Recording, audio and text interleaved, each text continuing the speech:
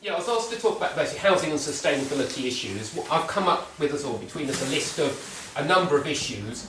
They aren't necessarily in a particular order, but if I just run through them, and it would give you some details. Some of the actual stats, it might be easier just to leave with you, and you can sort of do with them as you see fit. Thanks. To start off, I think, just looking really at housing need generally.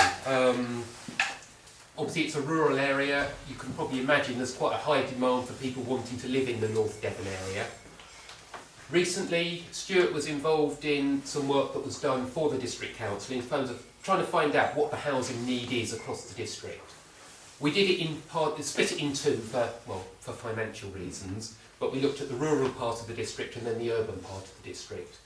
And the need that was identified, rural areas, 6,195 households in need, urban areas about 6,280, so you're talking of about 12,500 households needing housing. They aren't all new housing. Some of those would be new households, you know, the people that haven't left home yet. Some of them will be homeless at the moment. Some will be existing households, but perhaps their current accommodation isn't suitable for them. You know, you imagine sort of young couple, 2 kids, and they're in a one-bedroom house, with a one-bedroom flat somewhere. Obviously, they are in need of a different accommodation. And similarly, there will be some, you know, sort of older couple, the kids have all left home in their 5-bedroom house. They're looking for somewhere to downsize to. So it isn't all new housing stock, but potentially there is a large need for housing within North Devon. In addition to the urban and rural surveys that were done, with a number of parish surveys have been done. Not necessarily all the parishes yet, because there's only so many that can be done, but I would say probably about a third of the parishes in North Devon. We've got very much detailed surveys for those parishes. And again, in practice, I think we've found something like, if you look at the number of existing households, probably about 5% of that is typically the need that's needed for additional households in them. So it's quite a substantial amount of need out there. In 2005, average house prices in the district were 11 times average incomes, and that's household incomes. So if you can get a mortgage for 11 times your salary, I think you're doing well. Yeah. Whether you can pay it anyway. And the figures are going, well, changing all the time, but 11 times is fairly typical for North Devon, Torridge, North Cornwall, West Somerset, sort of this general area, are typically all about 11 times. I haven't got up-to-date figures for everywhere else, but the country as a whole is about, I think it's about 8 times, something like that. So we're well above the average in terms of households. But I think 11 times for a new household, they've got no chance whatsoever of getting onto the housing market. At least in a to-buy sense, in a purchase sense. They'd have to rent. And they'd say this is part of the problem. The last figures I could find, which was earlier this year, you're talking of about 3,800 households on the housing register. And a lot of households don't bother even putting their name down, because they know they're not going to get anything. So there's a significant problem in North Devon, and North Devon isn't that untypical. So you'll probably find that in most districts, certainly in the rural districts in southern England, housing need is high and growing. So if you've got anything you wanted to add to that, particularly an overall need? Well, no, I mean, most of the sort of housing assessment that takes place is looking at locality, and a lot of people have had to be in an area for so long to be, certainly in the sort of the parish surveys, to be classed as in housing need, have to be sort of local and have been for sort of 5 years before they get classed as local.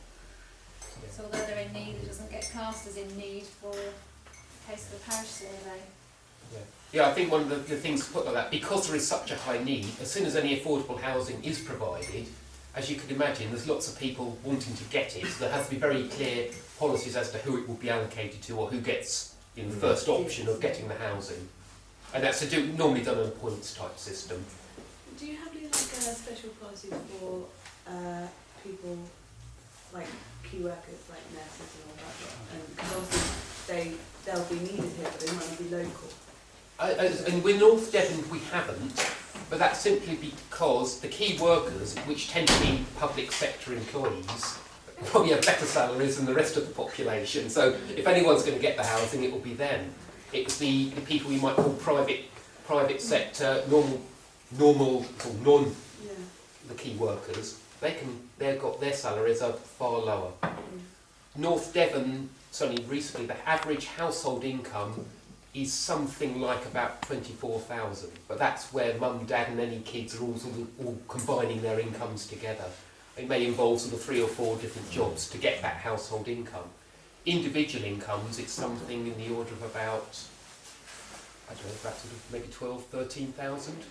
Oh yeah. It is a very low-paid area. And that's why regeneration is such one of the key features of trying to, in the local plan and the sort of the I'll say housing need.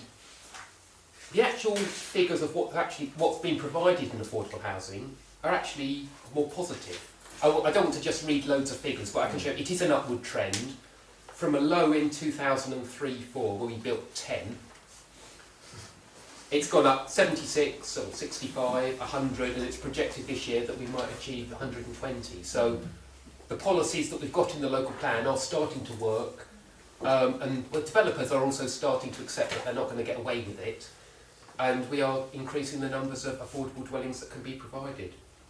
Linked to that, I think it's worth indicating that the number that we're getting grant-free, in other words, it's not requiring public subsidy to provide them, is going up significantly. So the first figure I've got was 2004-5, where it's 8 grant-free.